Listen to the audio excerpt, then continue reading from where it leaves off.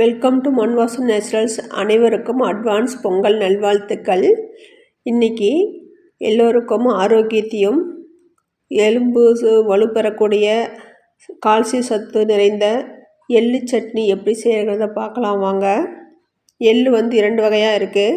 கருப்பு எள், வெள்ளை எள்ளுன்னு சொல்லிட்டு. நம்ம கருப்பு எள்ளில் தான் அதிக சத்து நிறைஞ்சிருக்கு வெள்ளை எள்ளை விட. அதனால் இன்றைக்கி நான் வந்துட்டு கருப்பு எள்ளை தான் எடுத்திருக்கேன். இந்த கருப்பு எள்ளை வாங்கிட்டு வந்துட்டு நல்லா புடச்சி வறுத்து நல்லா புடைக்கணும். புடச்சோம்னா அதில் இருக்கிற தூசெல்லாம் போயிடும். அதுக்கப்புறம் கல் இல்லாமல் அரித்து வெயிலில் காய வச்சு எடுத்துக்கலாம். அதுக்கப்புறம் நம்ம ஒரு பாத்திரத்தில் போட்டு வறுத்து எடுத்து வைக்கலாம். இப்போ நாம் அதுக்கு தேவையான பொருள் என்னென்னு பார்த்தா, கருவேப்பிலை தழை, கொத்தமல்லி, சீரகம், வரமிளகாய், புளி, கொஞ்சம் நாட்டு சர்க்கரை, தேங்காய், உப்பு, இதுதான் அதுக்கு தேவையானது. இப்போ நாம் இந்த எள்ளு சட்னி நம்ம சாப்பாட்டுக்கும் சாப்பிட்லாம், இட்லி தோசைக்கு சாப்பிட்லாம். ரொம்ப டேஸ்டியாகவும் நல்லாவும் இருக்கும், ஹெல்த்தியாகவும் இருக்கும். குழந்தைங்களுக்கு இது கொடுத்தா நல்லா இரும்பு சத்து கிடைக்கும், கால்சியம் சத்து நிறைஞ்சிருக்கு.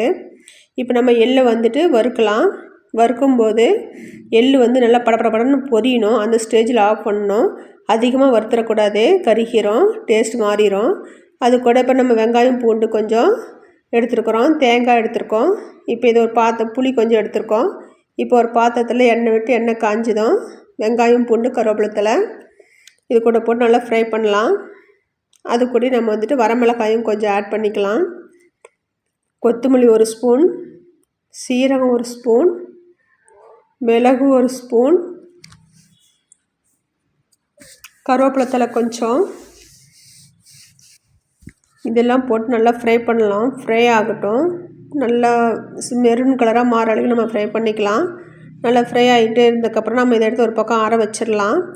நம்ம வறுத்தெடுத்து வச்சுக்கிறோமா எள்ளை வந்து தேய்ச்சி புடச்சி இந்த வதக்கி வச்சுருக்கிற வெங்காயத்தை கூட ஆட் பண்ணிக்கலாம்.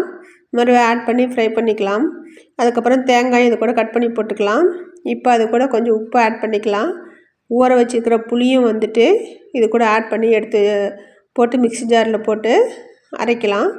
கொஞ்சம் அரைச்சதும் ஒரு 2 ஸ்பூன் இல்லை 3 ஸ்பூன் உங்களுக்கு சட்னிக்கேற்ப நாட்டு சக்கரை ஆட் பண்ணிக்கோங்க. அப்போ தான் டேஸ்ட் நல்லாயிருக்கும். இது டேஸ்ட்டு வந்துட்டு நம்ம சாப்பிடும்போதே உங்களுக்கு தெரியும், வாசனையாக இருக்கும் எள்ளு சட்னி. இந்த சாதத்தை கூட இட்லி கூட வச்சு சாப்பிட்லாம். செஞ்சு பாருங்கள், எல்லோருக்கும் பிடிக்கும். பிடிச்சிருந்தால் லைக் பண்ணுங்கள், கமெண்ட் பண்ணுங்கள், சப்ஸ்கிரைப் பண்ணுங்கள், சப்போர்ட் பண்ணுங்கள். Thank you friends.